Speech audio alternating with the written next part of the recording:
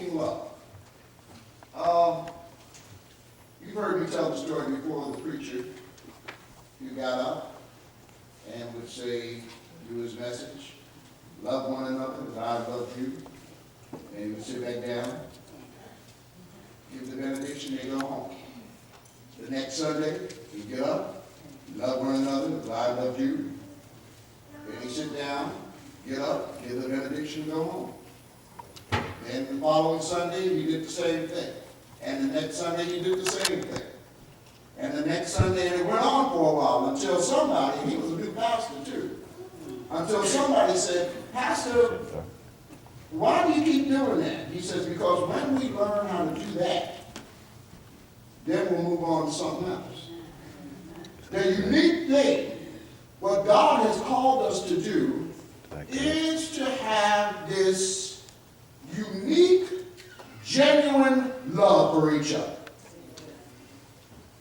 My mother would tell me that her grandfather, who was a preacher, would when they were kids, you know, as kids would do back then, they would imitate the preacher.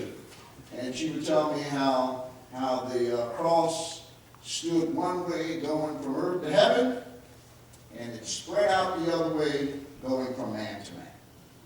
So that God's love goes from earth to heaven, but then it also means that we who say that we know Jesus, that you and I must demonstrate God's love. Your marks of a Christian is not, am I on? Now, okay. Your marks as a Christian is not how good you sing. A whole lot of good singers don't want nothing to do with Jesus. Is not how great your choir is. Your mark of a Christian is not that you do good things to people.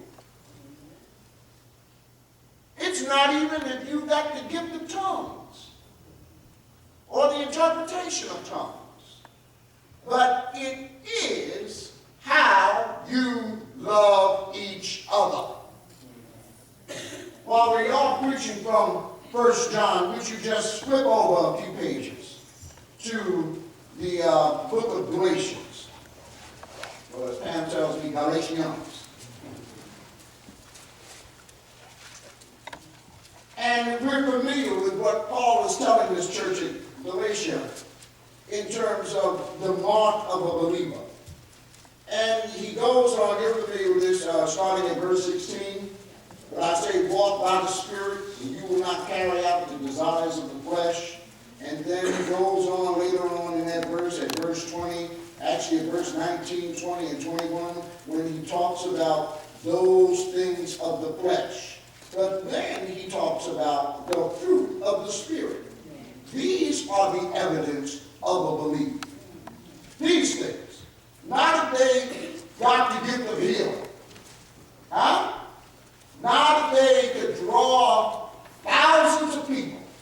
But the evidence is the fruit of the Spirit. And what's the first fruit that it says? Love, joy, peace, patience, kindness, goodness, faithfulness, gentleness, self-control. Against such things there is no law. Those are the marks of a believer. That they have these things working in their life. So, as it says, and then remember when we've been preaching from the book of 1 John, and he constantly refers to folks as beloved or little children. Such a lovely term of endearment.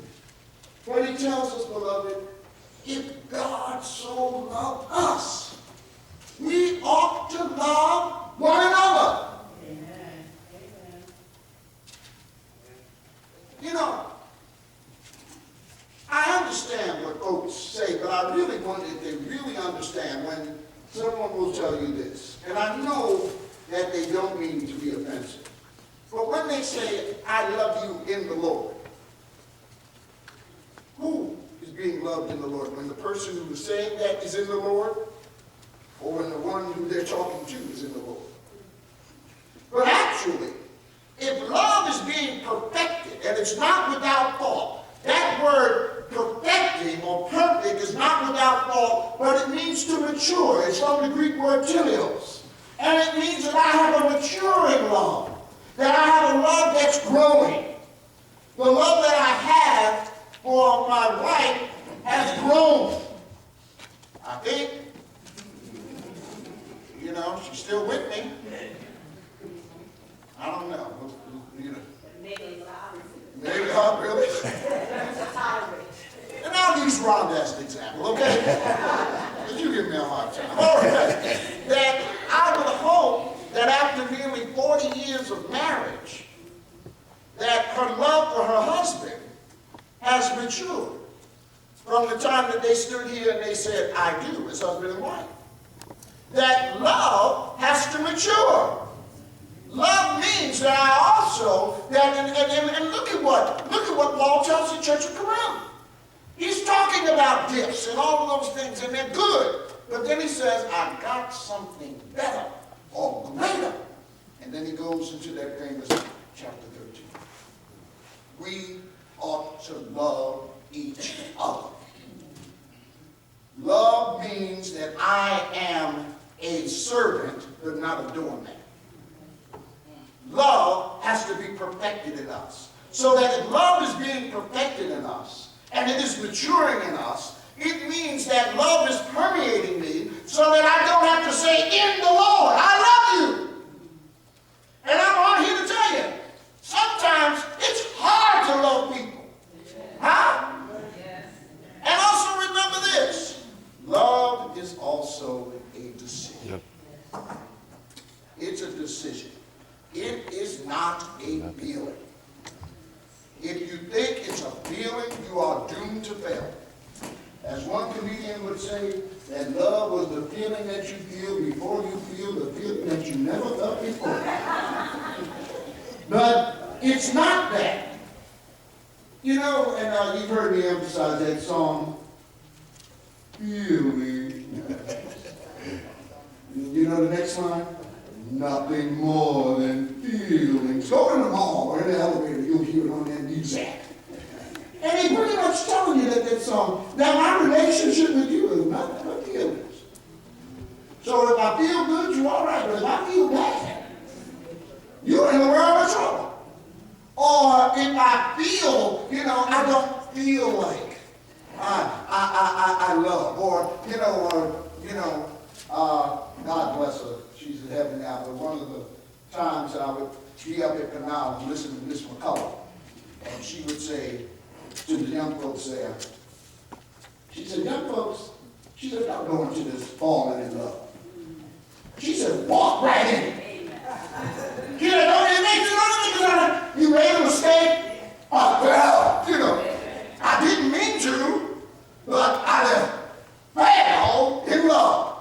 I was walking, I wasn't watching what I was doing, and I was just walking, and I fell in love. Now, I'm not saying that love does not mean that we have emotions and that we have feelings, those are things, but it is not the major point. It is a decision that I made. God made that decision to love us so much that he gave his son. And he says, my love has been demonstrated by showing you how much I love you, by dying on the cross for you. And because I've done that, and if you say you know me, if you say that you have taken me as Lord and Savior of your life, then that means that love then has to be operating in you. Understand this. It also means that even when we love, we're going to make mistakes. I've said things to people that I love. And after I thought about it, I just want to just kick myself sometimes. And I want to just say, that was real stupid of me to say that. And the unique thing about it is that God's love that he has for us